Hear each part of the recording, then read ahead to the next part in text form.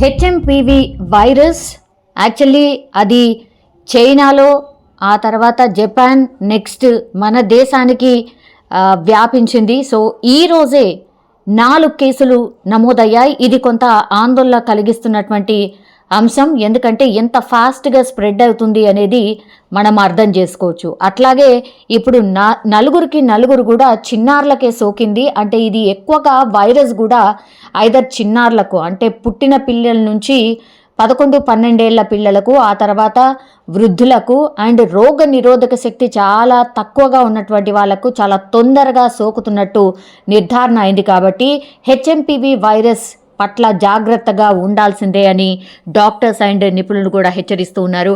And even రాష్ట్ర ప్రభుత్వాలు కూడా అండ్ కేంద్ర ప్రభుత్వం కూడా దీని మీద హెల్త్ ఎమర్జెన్సీకి సంబంధించిన మీటింగ్ పెట్టే ఆలోచనలో కూడా ఉన్నట్టు సమాచారం అందుతోంది. ఎందుకంటే చాలా ఫాస్ట్గా స్ప్రెడ్ అవుతుంది కాబట్టి ఖచ్చితంగా అన్ని రాష్ట్ర ప్రభుత్వాలకి ఒక అలర్ట్ జారీ చేయాల్సిన అండ్ అలారం సిచ్యువేషన్ ఉన్నట్టుగా స్పష్టంగా అర్థమవుతోంది. అండ్ ఇప్పుడు చలికాలం కాబట్టి మనకు తెలుసు ఢిల్లీలో కూడా చాలా పెద్ద ఎత్తున చలి తీవ్రత చాలా అంటే చాలా ఎక్కువగా ఉంది. అండ్ మిగతా రాష్ట్రాల్లో కూడా ఇప్పుడు చలికాలం, సో చలి చాలా ఎక్కువగానే ఉంది. అందుకని కేంద్ర సర్కార్ కూడా మిగతా రాష్ట్ర ప్రభుత్వాలందరికీ కూడా ఒక మార్గదర్శకాలని జారీ చేయాలి అన్నటువంటి ఆలోచన చేస్తున్నటువంటి పరిస్థితి అయితే కనిపిస్తోంది.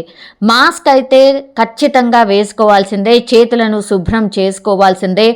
అండ్ ఈ వైరస్ సోకినటువంటి వాళ్ళకి ఖచ్చితంగా జలుబు, జ్వరం, దగ్గు ఇలాంటివన్నీ కూడా కనీసం 4 నుంచి 5 రోజుల తర్వాత కానీ బయటపడే అవకాశం లేదు అనేటువంటిది చెప్తున్నారు. అంటే హెచ్ఎంపివి వైరస్ ఉందా లేదా అనేది నిర్ధారణ కావడానికని 4-5 రోజుల సమయం పడుతుంది. కాబట్టి ఎవరికైతే జలుబు కావచ్చు, దగ్గు కావచ్చు, జ్వరం కావచ్చు చాలా ఎక్కువగా ఉంటే మాత్రం వాళ్ళు ఖచ్చితంగా ఐసోలేట్ కావాల్సిందే, బయటికి వెళ్లకుండా ఉండాల్సిందే అన్నటువంటిది పెద్ద ఎత్తున ప్రచారం అయితే చేస్తున్న పరిస్థితి అయితే కనిపిస్తోంది. ఇంకో విషయం, ఒకవేళ మాస్కులు ధరించకపోయినా, ఇట్లాంటి ఐసోలేషన్ కాకపోయినా వర్స్ట్ సిచ్యువేషన్ వస్తే మాత్రం ఖచ్చితంగా లాక్డౌన్ పెట్టే అవకాశం కూడా ఉంది అనేటువంటిది ఒక సమాచారం అయితే అందుతోంది. ఎందుకంటే ఇప్పుడు రాబోయే 4-5 రోజుల తర్వాత సంక్రాంతికి పెద్ద ఎత్తున తెలుగు రాష్ట్రాల నుంచి ఇటు నుంచి అటు, అటు నుంచి ఇటు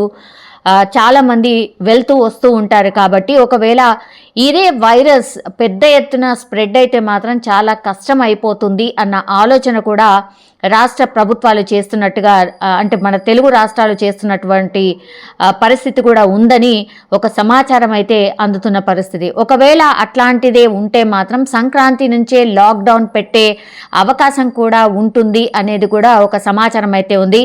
ఎందుకంటే చాలా పెద్ద ఎత్తున తెలుగు రాష్ట్రాలకు సంబంధించే కాదు, మొత్తంగా అంటే మన భారతదేశం మొత్తంగా కూడా సంక్రాంతి సంబరాలు పెద్ద ఎత్తున జరుగుతాయి. చాలామంది ఊర్లు అటు నుంచి ఇటు, ఇటు నుంచి అటు ట్రావెల్ చేసే అవకాశం చాలా ఎక్కువగా ఉంటుంది. యాక్చువల్లీ ఇంటర్నేషనల్ ట్రావెల్ లేకపోయినా సరే ఇప్పుడు 4 చిన్నారులకు హెచ్ఎంపివి సోకింది. కాబట్టి ఇది చాలా తొందరగా మల్టిప్లై అవుతూ 4 నుంచి 40 నుంచి 400, 4000 ఇట్లా చాలా ఫాస్ట్గా స్ప్రెడ్ అవుతుంది అనేది డాక్టర్స్ అయితే ముందు నుంచి కూడా హెచ్చరిస్తున్నారు. సో అదంతా స్ప్రెడ్ కాకుండా ఉండడానికి అని కనీసం ఒక వారమా 10 రోజుల మరి సంక్రాంతి హాలిడేస్ కూడా ఉన్నాయి. కాబట్టి చిన్న పిల్లలకే చాలా ఎక్కువగా వస్తుంది. కాబట్టి మరి లాక్డౌన్ పెట్టాలా, లేకపోతే స్కూళ్లకు సెలవులు ఎక్స్టెన్షన్ చేయాలా, ఇట్లాంటి ఆలోచన మాత్రం చేస్తున్నట్టుగా మనకున్నటువంటి సమాచారం. కానీ ఇలాంటి స్ప్రెడ్డే ఉంటే మాత్రం ఖచ్చితంగా లాక్డౌన్ కొంతవరకైనా, కొంత టైం వరకైనా పెడితే బాగుంటుందన్న ఆలోచన కేంద్ర సర్కార్ చేస్తున్నటువంటి పరిస్థితి కనిపిస్తోందని ఒక సమాచారం అయితే అందుతోంది. ఒకవేళ లాక్డౌన్ చేసినా కూడా పూర్తిగా లాక్డౌన్ చేయకపోయినా డే టైంలో అంటే వెసులుబాటు ఇస్తూ నైట్ టైంలో లాక్డౌన్ పెట్టాలా, ఇట్లాంటి కొన్ని ఆలోచనలు అయితే చేస్తుంది.